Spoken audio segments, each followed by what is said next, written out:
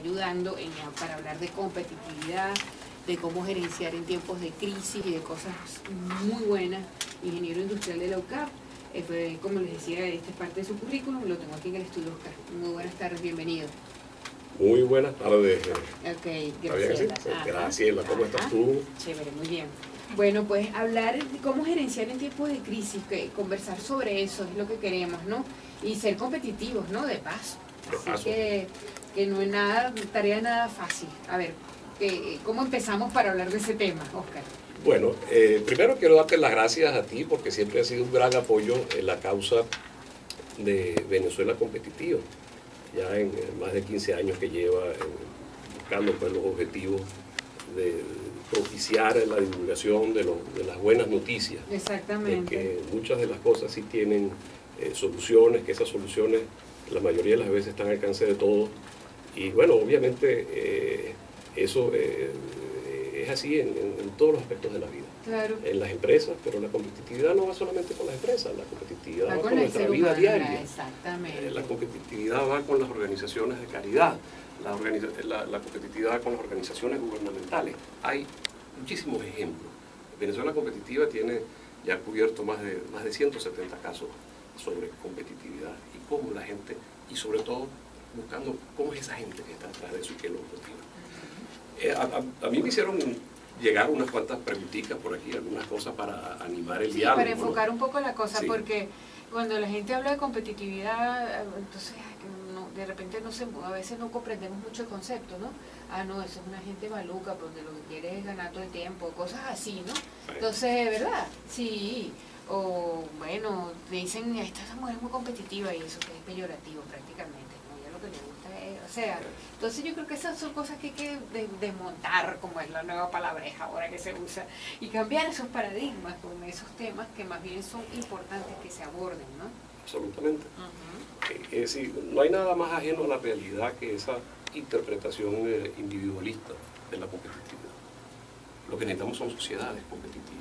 Sociedades que se sepan organizar, compartir objetivos, compartir visiones, trabajar en conjunto, comunicarse y de esa manera como sociedad progresar. Esa es la visión que nosotros tratamos de propiciar. No es el quítate tú porque aquí vengo yo. A eso me refería yo. De ninguna manera. No lo quise decir así tan No, pero es así. Es así. Sí, entonces cuando la gente, no, pero es que esas sí, no, y eso no es así. Imagínate un equipo de fútbol, pues, que se estén serruchando entre todos. Ese equipo va a ganar, no va a ganar. El equipo, bueno, tienen que trabajar en equipo. Sí, que es lo más difícil. Queremos, bueno, cuánto está eso, cuánto compone cada uno, cómo es el entrenamiento, cómo es la cosa, cómo hay que sacrificarse para conseguir las cosas que uno quiere. Y muchas veces eso representa ceder en algunas cosas. Entonces, claro, es el complemento, es el mecanismo humano, esa integración, lo que de alguna manera va a propiciar actitudes pro-competitivas. Y eso, como digo, eso no es nada más a nivel de empresa. Eso no es nada más a nivel de negocio, eso es a nivel de todo. Por ejemplo, individualmente, ¿cómo sería una actitud pro-competitiva, pero ya en el terreno personal? Porque si lo internalizamos en el terreno personal, lo podemos llevar en nuestros equipos de trabajo, en nuestras empresas, donde estamos compartiendo con nuestros allegados, nuestros colegas, ¿no? Claro. Mira, a nivel personal, yo creo que lo primero que uno tiene que tener es una claridad de propósito. Hay que saber qué es lo que tú quieres en la vida. Y tal cual una empresa prepara su plan, tiene que ir consiguiendo los objetivos, que sean algunos inmediatos, otros más lejanos, y irlos trabajando uno por uno con esa claridad de propósito que te tiene que acompañar. Por supuesto, la competitividad pasa por entender el medio ambiente. La competitividad pasa por querer superarse, ser mejor que uno mismo, educarte, entrenarte, prepararte. Fíjate que es una competencia no necesariamente contra el otro. Yo creo que la competencia, yo en mi época fui nadador, decía que contra quien había que competir era contra uno mismo, con la última marca que uno había tenido. Con el agua. Con el agua, exactamente. Pero fundamentalmente es contra uno mismo. Si uno así hace lo mejor posible y le ganas al otro, qué bueno. Si no ganaste, qué lástima, pero te superaste. Y ya ahí hay un paso muy importante en esa superación personal de todo. A mí me hicieron algunas preguntas que encontré interesantísimas. Okay. Aquí, por ejemplo, dice, ¿cómo sería la estructura dinámica de una empresa para adaptarse al entorno? Sí, en Entonces, estos tiempos hablamos de la crisis, persona, claro, vamos a hablar de la empresa. Bueno, porque quería como empezar por allí. Perfecto. Personalmente, ¿cómo podemos nosotros manejar eso para después en nuestros ambientes de trabajo poner también de nuestra parte para que esos ambientes sean competitivos, ¿no? Claro. Y una vez que ya tú barres o traspasas la barrera de las dudas y no sé qué, ¿cómo lo llevas entonces después aquí al estudio, por ejemplo, aquí este equipo de trabajo, a la compañía, a la radio, a la gente, a los entornos de trabajo? Chévere. Mira, aquí habla de una estructura dinámica. Yo creo que el primer tema de una estructura dinámica, cuando hablamos de eso, es que sea bastante horizontal, sea entre todos lo más iguales posible. Y no en ningún mal sentido, sino simple y llanamente entendiendo que todos tenemos que tener un sentido de propósito, todos tenemos unos derechos, todos tenemos unos deberes, y entender que somos un todo en busca de un propósito. Mejor si es compartido, para que no vayan a ir remando para distintos lados. Entonces, eso yo creo que inmediatamente te hace pensar en que tiene que haber comunicación. Tiene que haber un diálogo abierto. Para que haya un diálogo abierto tiene que haber confianza. Confianza en que tu propósito y mi propósito van más o menos por el mismo camino. Y que el hecho de la búsqueda y la consecución por mi parte no te va a dañar a ti. Y viceversa.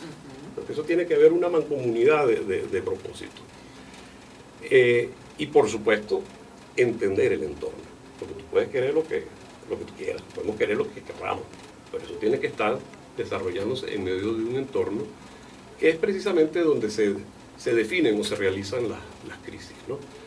Crisis o niveles altos de volatilidad, como uno quiera. Crisis te da un sentido de que hay una interrupción para un comienzo. Llámalo alta volatilidad, las cosas suben, bajan, cambian, es como un péndulo muchas veces. Claro. Más que interrupciones demasiado profundas. Ahora vamos a poner, por ejemplo, un ejemplo. Vamos a poner un ejemplo de un grupo de trabajo donde hayan, por ejemplo, ciertas personas del grupo de trabajo que no estén de acuerdo con lo que hacen las otras personas del otro grupo de trabajo y se produzca ahí un choque de opiniones, de ideas, quizás hasta de criterios, ¿no? Y ese choque, pues incluso a veces haga que un grupo critique al otro y viceversa. ¿Cómo pudiera, porque esto es una crisis, ¿verdad? ¿Cómo eso puede crear una crisis. Exacto. ¿Cómo se puede manejar una cosa como esa? Eso pasa mucho en los ambientes, en las juntas directivas, en los ambientes, en los equipos de trabajo, eso pasa mucho. No, estos tres no están de acuerdo con estos dos y entonces empieza el rollo, ¿no? Y entonces de ahí puede pasar cualquier cosa. ¿Cómo pudiera uno manejar una situación como esa? El conflicto, déjame decirte, el conflicto no creo que es malo per se. El conflicto puede... eso es muy bueno. El conflicto no es malo. Eso es muy bueno. Y uno, si piensa que todo el mundo siempre está de acuerdo, de la primera vez, alguien está sobrando en esa reunión. Esa es otra cosa. Yo creo que tienen que haber puntos de vista. Sí, que todo el mundo esté de acuerdo. Es malo. Es malo. Alguien no está viendo las cosas. Qué bueno, ok. Entonces, un cierto nivel de conflicto, mientras sea constructivo, es deseable. Ahora, ¿qué lo hace constructivo? Bueno, posiblemente tú tienes una visión compartida conmigo del objetivo, pero lo que estamos en diferencia es en la manera de conseguirlo. Discutamos entonces el próximo nivel.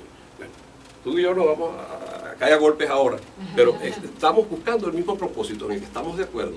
Lo que nos vamos a confrontar es ver cuál es la mejor manera de hacerlo. Entonces, en eso sí tienen que todos sentarse y conversar, la claro, comunicación. Y ahí tiene que haber comunicación, claro, y tiene que haber confianza. Que no vaya a haber en ese conflicto una sospecha tuya de que en el fondo mis objetivos son distintos. Sí, o de mi parte, porque eso se rucha. Comunicación y confianza. Y confianza. Eso, y eso, claro, y eso no es que viene dado, eso hay que ganárselo.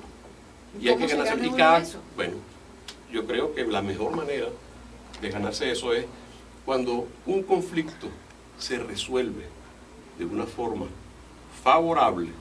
Eso afianza esa confianza entre la gente. Mira, Graciela, nos hemos guindado 20 veces y hemos resuelto. Algunas veces ganas tú, unas veces gano yo, pero lo importante es que a la larga ganamos los dos. Claro, se resuelve. Y yo creo que esa es la actitud.